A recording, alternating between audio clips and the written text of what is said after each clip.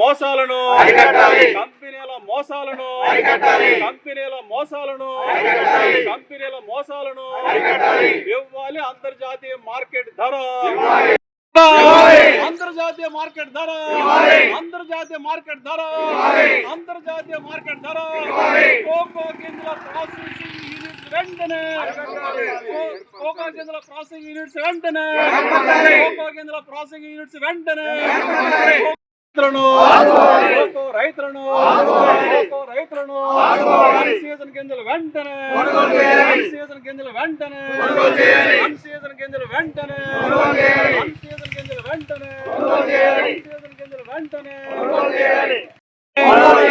Season గింజలు వెంటనే cocoa రైతుల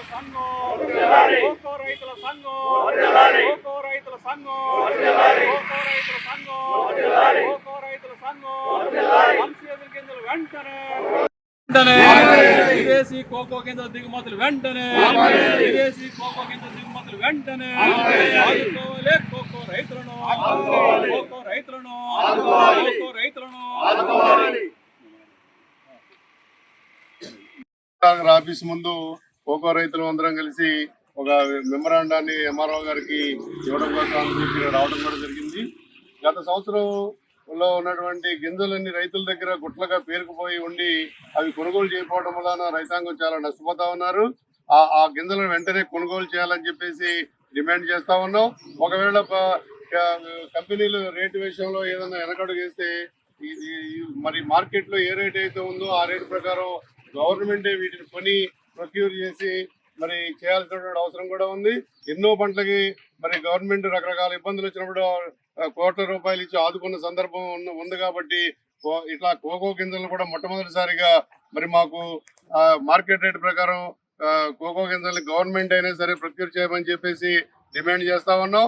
అలాగే ఇప్పుడు కొత్తగా వచ్చినటువంటి మంచి గింజలు కూడా ఇంటర్నేషనల్ మార్కెట్ రావట్లేదని ఇవన్నీ చేశారు. అలాగే మాకు రైతులకి చాలా బాధలు ఉన్నాయి.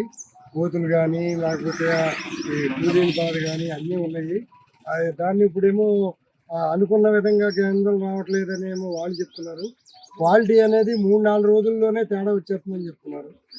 ఇక్కడ మన గింజలు మాత్రం బారిన గింజలతో సమానంగా ఉన్నాయి. వాటిని ఫర్మెంటేషన్ ఒకటే తేడా అని చెప్తున్నారు వాళ్ళు. ఆ ఫర్మెంటేషన్ వాళ్ళు ఏ విధంగా చెప్తే ఆ విధంగానే చేసుకుంటూ వస్తున్నారు.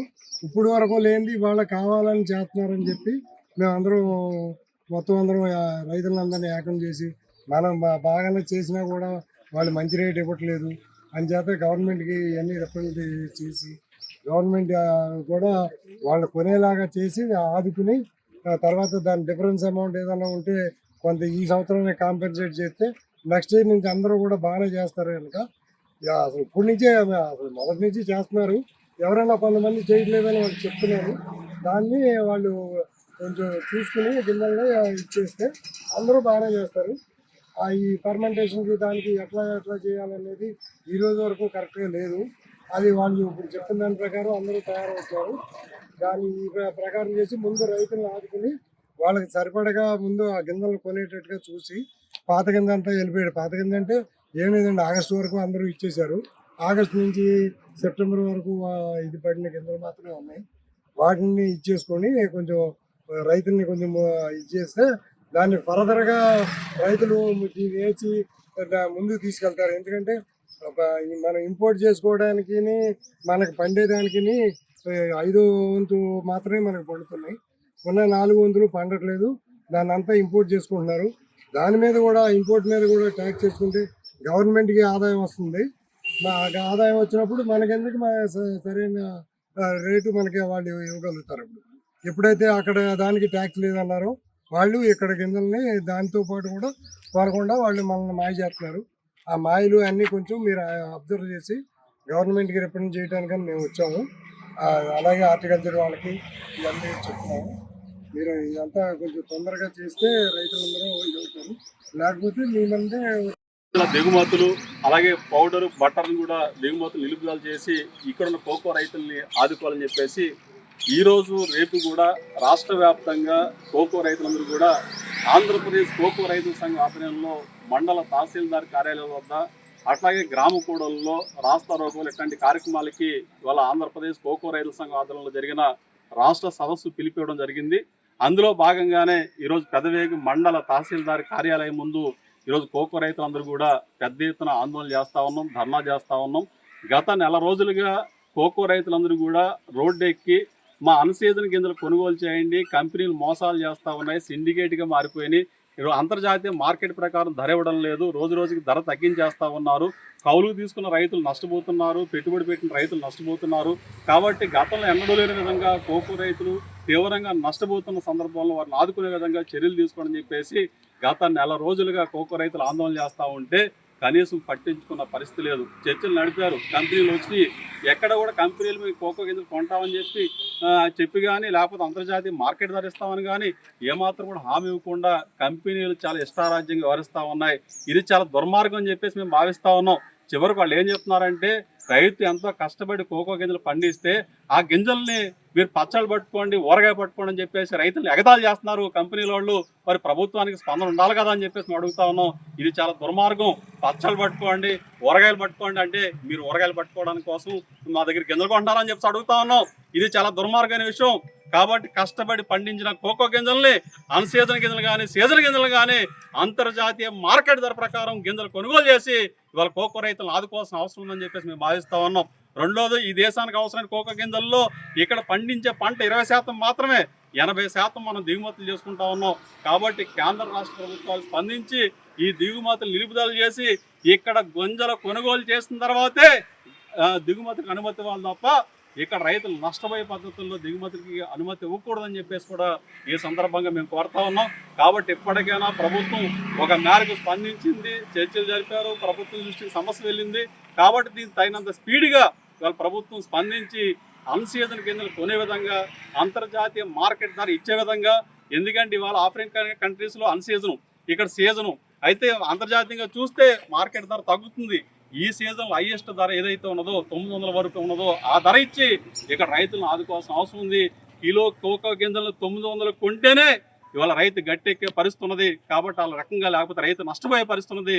ఈ పరిస్థితుల్లో అంతర్జాతీయ మార్కెట్ ధర ఇచ్చి ఇవాళ కోకో రైతులను ఆదుకోవాలి. ఇక్కడ ప్రాసెసింగ్ యూనిట్స్ నిర్మాణం చేయాలి. ఇక్కడ రైతులను ఆదుకునే విధంగా ప్రభుత్వం కొన్ని చర్యలు తీసుకోవాల్సిన అవసరం కూడా ఉంది. ప్రభుత్వం కూడా కమిటీ వేసింది. ఆ కమిటీ నివేదిక కూడా రైతులకు ఉపయోగపడే విధంగా నివేదిక ఉండాలని చెప్పేసి కూడా మేము కోకో రైతుల సంఘం తరఫున కోరుతా ఉన్నాం. కాబట్టి ఈ సమస్యను వెంటనే పరిష్కారం చేయకపోతే ఇప్పటికీ ఈరోజు రేపు రాష్ట్ర వ్యాప్తంగా ఆందోళన చేస్తూ ఉన్నాం. భవిష్యత్తులో ఈ ఆందోళన మరింత ఉధృతం చేస్తాం. మంత్రులు కలుస్తాం, ఎమ్మెల్యేలు కలుస్తాం, మా ఎంపీలు కలుస్తాం, అవసరమైతే ముఖ్యమంత్రి గారిని కూడా కలుస్తాం అని చెప్పేసి కూడా ఈ సందర్భంగా తెలియజేస్తా ఉన్నాం. కాబట్టి వెంటనే ఈ సమస్యను పరిష్కారం చేయాలని చెప్పేసి ఇవాళ అధికారులకి ప్రభుత్వానికి విజ్ఞప్తి చేస్తా ఉన్నాం.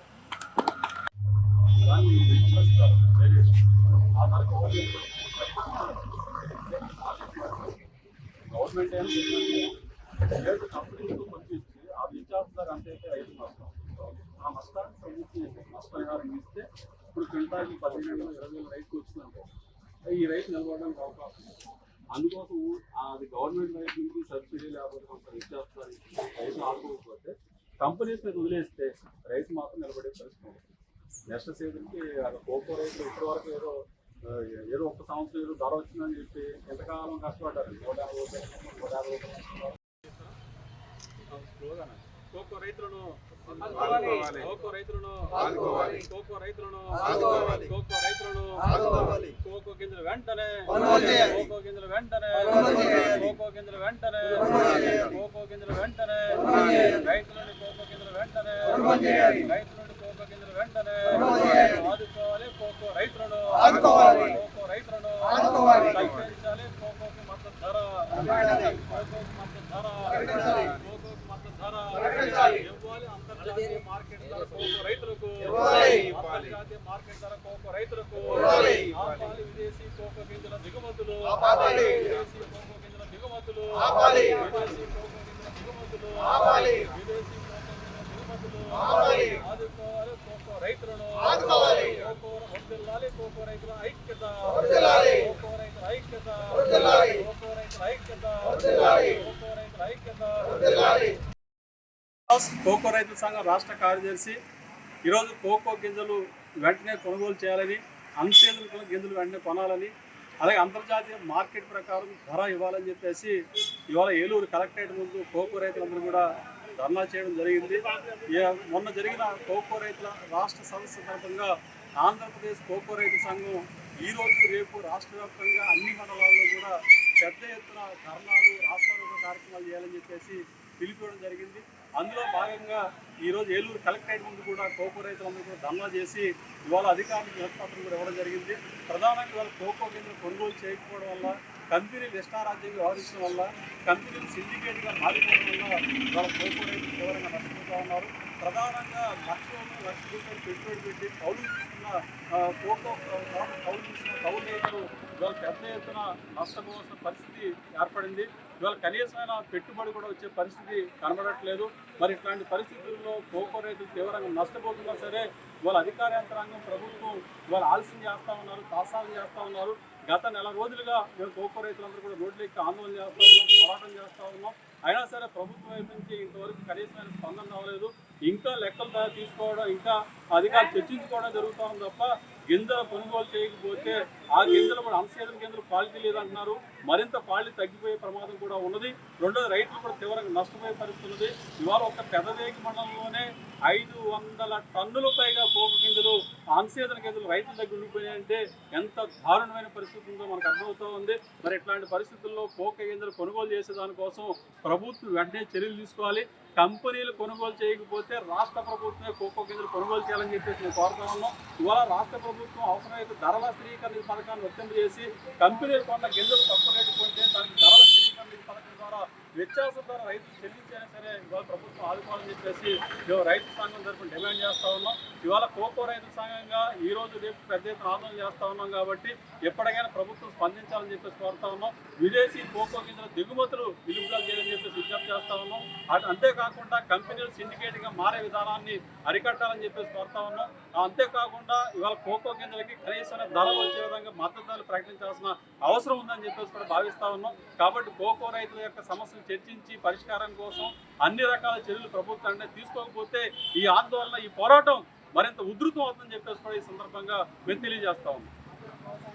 మెడికల్ ఎంట్రన్స్ టెస్ట్ నీట్ ఫలితాల్లో trend setter NRI Eluru. Day scholar విద్యా విధానంలో ప్రతి సంవత్సరం క్రమం తప్పకుండా ఎంబీబీఎస్ సీట్లు. కె హర్ష సాయి ప్రణవ్ 720 మార్కులకు గాను 705 మార్కులు. కె లక్ష్మీ సాయి లాలస 720 మార్కులకు గాను 610 మార్కులు. బి షణ్ముఖి 720 మార్కులకు గాను 517 మార్కులు. ఈ అద్భుత ఫలితాలు కేవలం 2 సంవత్సరాల ఇంటర్మీడియట్ తో సాధించిన ఫలితాలు మాత్రమే. లాంగ్ టర్మ్ విద్యార్థులతో సాధించిన ఫలితాలు కాదు కాదు కాదు. ఎన్ఆర్ఐ జూనియర్ కాలేజ్, ఎన్ఆర్ పేట, ఏలూరు.